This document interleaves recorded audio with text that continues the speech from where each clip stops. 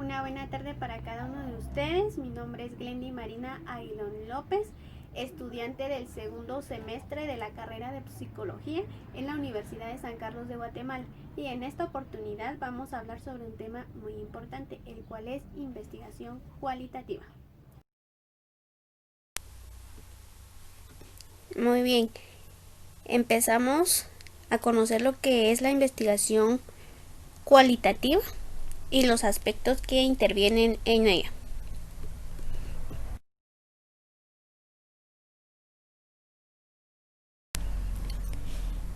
Como primer punto tenemos la esencia de la investigación cualitativa. La investigación desde la ruta cualitativa se enfoca en comprender los fenómenos, explorándolos desde la perspectiva de los participantes en su ambiente natural y en relación con el contexto. Esto quiere decir que ayuda a profundizar en experiencias, perspectivas, opiniones y significados.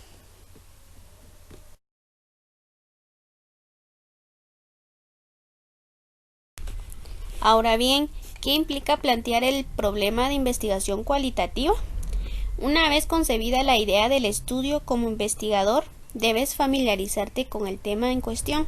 Aunque el enfoque cualitativo es inductivo, necesitas conocer con mayor profundidad el terreno que estás pisando.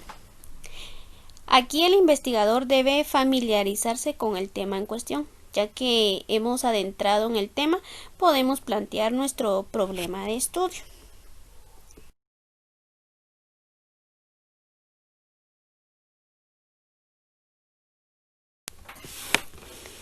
El planteamiento del problema.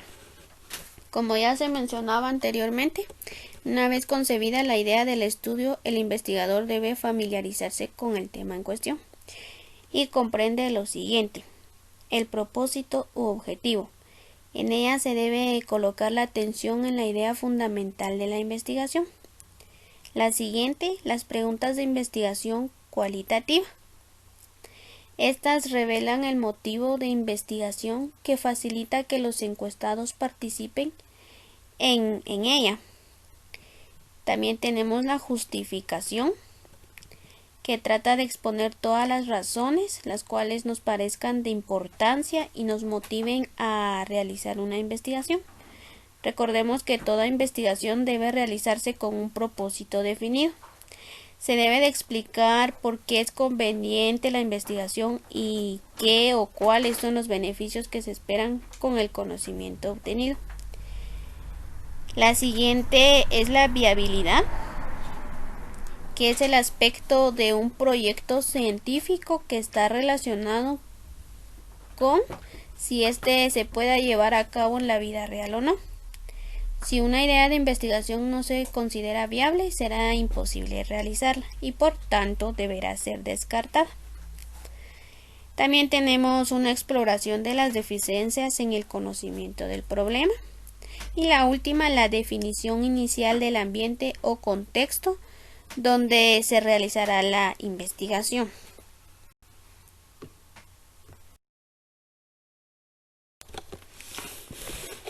¿Qué papel desempeñan la revisión de la literatura y la teoría en la investigación cualitativa? La literatura es útil para, y veremos algunos aspectos. La primera, detectar conceptos claves que no habíamos pensado. Nutrirnos de ideas en cuanto a métodos de recolección de datos y análisis respecto de cómo les han servido a otros. Tener en mente los errores que otros han cometido anteriormente. Conocer diferentes maneras de pensar y abordar el planteamiento. Mejorar el entendimiento de los datos y profundizar las interpretaciones. Además de esto, permite al investigador conocer los resultados de otros estudios similares al que se está planteando. También permite que la investigación dialogue con la literatura que se ha escrito del tema. Además de ello, permite aprender de las experiencias de otras y también orienta las hipótesis y preguntas de investigación. Debo de dejarles algo muy claro, que uno de los propósitos de la revisión de la literatura es analizar y discernir si la teoría y la investigación anterior sugiere una respuesta, aunque sea parcial, a la pregunta o a las preguntas de investigación, o si provee una dirección a seguir dentro del planteamiento de nuestro estudio.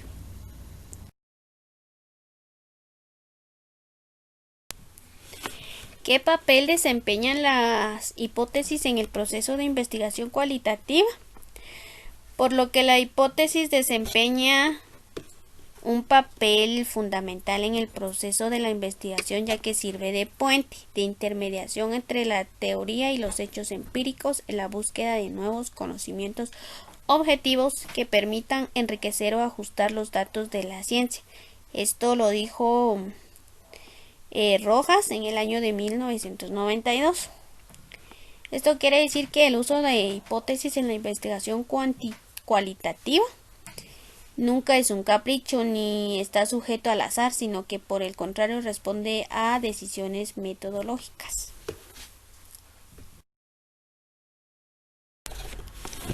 Luego de que ya tengamos hecho el planteamiento inicial y la revisión de la literatura, lo que sigue es el ingreso en el ambiente o el campo.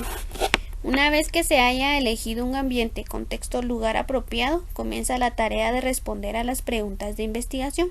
El ambiente puede ser tan variado como el planteamiento del problema, y el contexto implica una definición geográfica inicial que puede variar, ampliarse o reducirse. Algunas de las recomendaciones para tener un mayor y mejor acceso al ambiente son desarrollar relaciones y ganarse la confianza de todos. Utilizar las técnicas de acercamiento, también apoyar a los participantes en alguna necesidad, ser abierto a las opiniones y escuchar las voces de los participantes. Estas son unas de las más importantes, pero también existen otras. Ingresas al ambiente o campo. Como investigador se debe hacer una investigación total en el ambiente. Lo cual implica, aquí pues se mencionan algunos aspectos. Uno de ellos es decidir en qué lugar específico se van a recolectar los datos y validar si la muestra o unidades se mantienen. De igual forma, observar lo que ocurre en el ambiente, comenzar a adquirir los puntos de vista de los participantes respecto de cuestiones que se vinculan con el planteamiento del problema. También recaudar datos sobre conceptos, lenguaje y maneras de expresión, historias y relaciones de participantes. Detectar procesos sociales fundamentales en el ambiente, tomar notas y empezar a generar datos en distintas formas, elaborar las primeras descripciones del ambiente, reflexionar sobre su propio papel, las alteraciones que provoca tu presencia y las vivencias, que también son una fuente de datos. Ahora bien, vamos a ver lo que son las anotaciones o notas de campo. Pues es necesario llevar registros y elaborar anotaciones durante los eventos o sucesos vinculados con el planteamiento. Y las anotaciones pueden ser: la primera, anotaciones de la observación directa. ¿Qué quiere decir esta? De que se hace una descripción de lo que vemos, escuchando, olfateando y palpando del contexto y de los casos o participantes observados. También están las anotaciones interpretativas, que son los comentarios sobre los hechos. También están las anotaciones temáticas,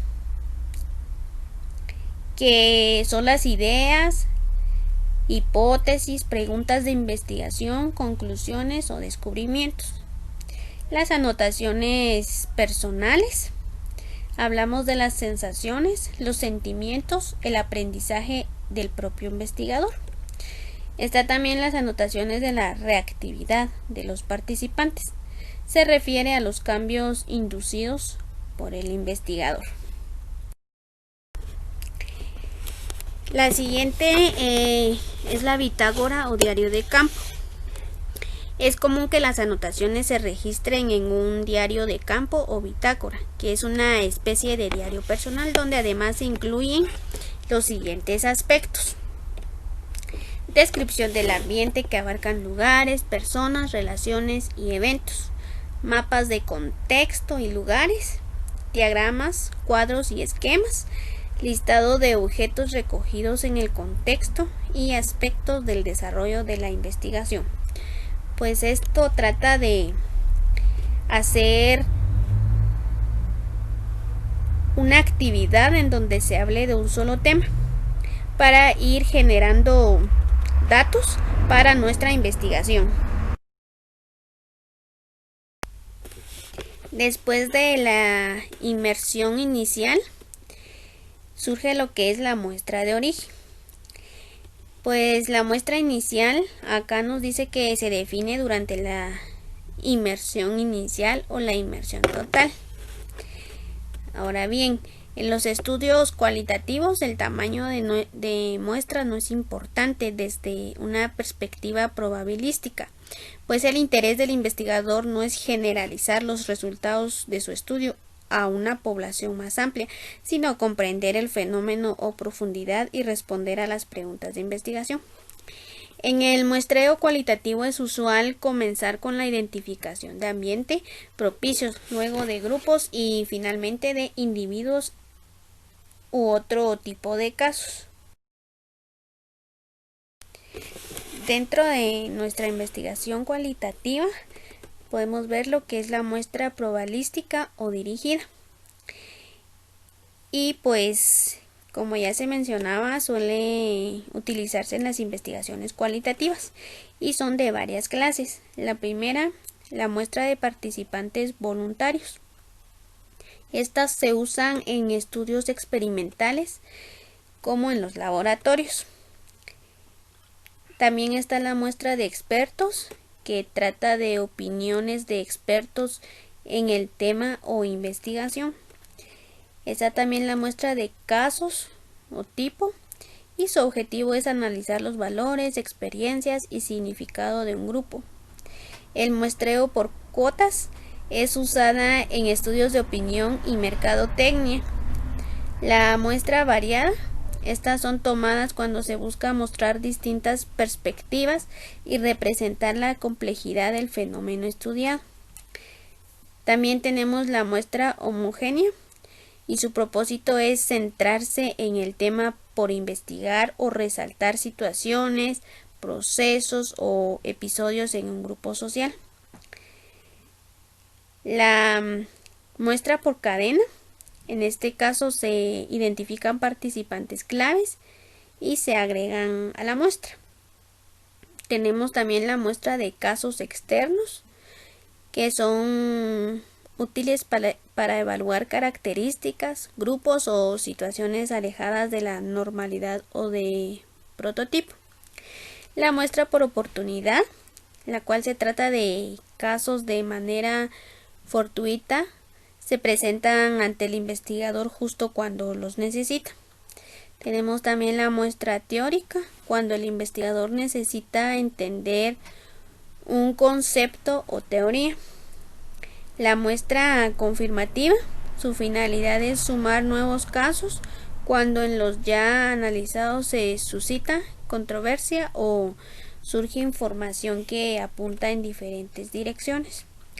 La muestra de casos importantes, esta se refiere a casos de ambiente que podemos dejar fuera. También tenemos la muestra por conveniencia. Estas muestras están formadas por los casos disponibles a los cuales tenemos acceso. En esta otra diapositiva podemos ver las unidades de muestreo según Lofland. Él señala, ¿verdad?, que existen estas unidades, y está la primera, que son las prácticas. Esta es una unidad conductual que se refiere a una actividad continua, definida por los miembros de un sistema social como rutinaria. La siguiente son los episodios, Estos implican sucesos dramáticos y sobresalientes. Podemos mencionar los divorcios, los accidentes y otros eventos traumáticos. La siguiente están los encuentros. Esta es una unidad dinámica y pequeña que se da entre 2 o más personas de manera presencial. También tenemos los papeles o roles. Estas son unidades articuladas conscientemente que definen en lo social a las personas.